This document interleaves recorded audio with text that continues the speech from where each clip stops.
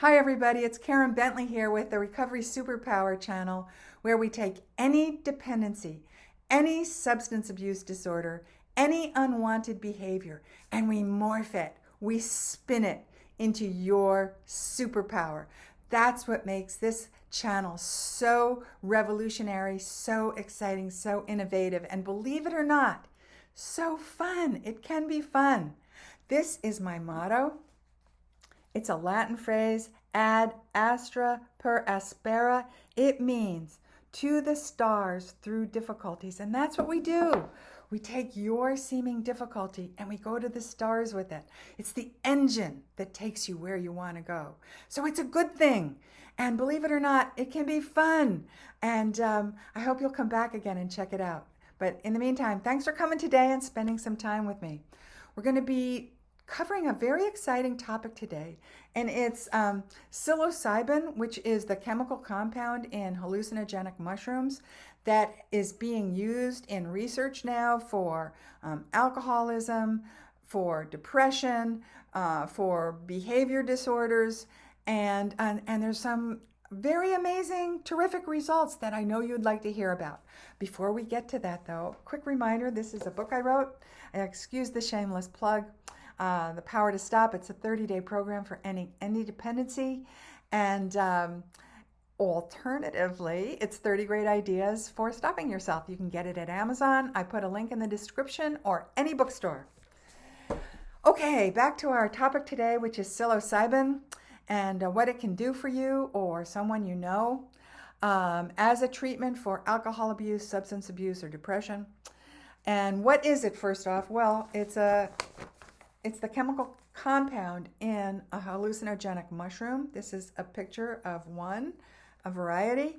And there's thought to be maybe 200 varieties of hallucinogenic mushrooms. And they're typically grown in Central America, predominantly Mexico, but all through Central America, also in South America, and here in North America in some regions.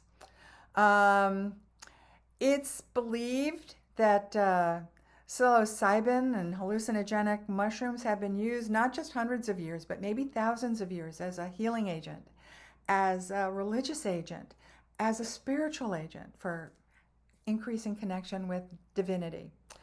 It is taken, you have to eat it or ingest it or take it as a capsule. So this is what it looks like as a capsule. If you're in a research center, you're going to get something that looks a little bit like this. If you're taking a street substance, you might get it as a powder, which you have to cook, put in food because it's very bitter. So you want to disguise the taste and cook it in something. It takes about a half an hour to start having a hallucinogenic effect. And then that effect lasts about 2 or 3 hours. And then it takes another 2 or 3 hours to completely come down. So the whole experience is, 4 hours, 5 hours, 6 hours, something like that. What happens? Well, I don't really know from personal experience. I've never taken psilocybin or any hallucinogenic drug, so I am reporting to you secondhand through research, and I hope it's good research. So here's what happens. Observers say that it's not necessarily a good experience. It can be the most terrifying experience of your life. But even terrifying experiences have the potential to shift into positive ones as time goes on. People who take psilocybin and hallucinogenic mushrooms, they often report that they don't have the right words to describe the experience.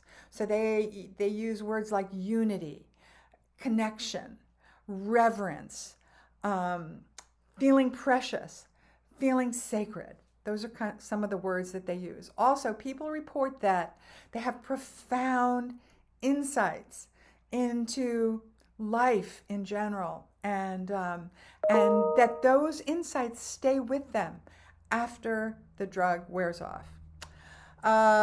Physical side effects can be loss of appetite, nausea, vomiting, diarrhea, cramping, muscle weakness, loss of physical coordination. Other side effects, bizarre behaviors, intense emotional feelings, paranoia, very disorganized thinking, seeing strange things, mood changes, and extreme relaxation. Long term, what's been noticed by researchers is that people decrease absorption in themselves. You know, they stop with the me stuff all the time, similar to what has been observed in long-term practitioners of meditation. So you lose a little of the ego orientation. I'm just going to give you a little bit on street usage, the history, and then we're going to talk about the study and what they found. So street usage, of course, there's no control over the type of mushroom, the potency of the mushroom, or the dosage. So you could be getting a real wallop of something. Some researchers believe that street sillow-sigh-bin products are 10 times more potent than what you would get in a research setting. They said it leads to bad trips, panic attacks, psychosis, and extreme fright. A survey of 2,000 people who self-administered hallucinogenic mushrooms reported these statistics. 11% say they put themselves or someone else in danger during the experience. 3% said they requested medical help. 10% had unwanted psychological conditions that lasted more than a year. So if you put that all together, that's 25%, which is 1 out of every 4, had an unwanted outcome from a street hallucinogenic mushroom. Quick little history. In the United States, here in the United States, we started doing research in the 1940s and 1950s with LSD, a different hallucinogenic compound. And research was done for cancer, for anxiety, for PTSD, and for depression. Then in 1950s, studies were done with LSD to treat alcoholics, and they got results such as 40 to 45% sober after a year. Then in 1962, Timothy Leary and Richard Alpert came along, and you're probably too young, dear viewer, to know who these people are, but they were big in the psychedelic movement, and they were professors who worked at Harvard on the Harvard Psilocybin project. And Timothy Leary started putting the phrase out to turn on and to tune in and to drop out, and those two guys got fired.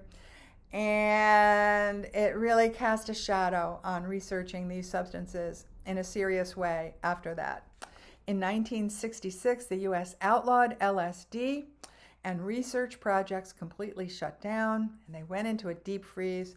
In 1970, they passed the Controlled Substance Act, where psilocybin, heroin, LSD, marijuana, mescaline, MDMA, which is ecstasy, GHB, quaaludes, cat, and bath salts were all classified as Schedule 1 and illegal. So, like I said, deep freeze.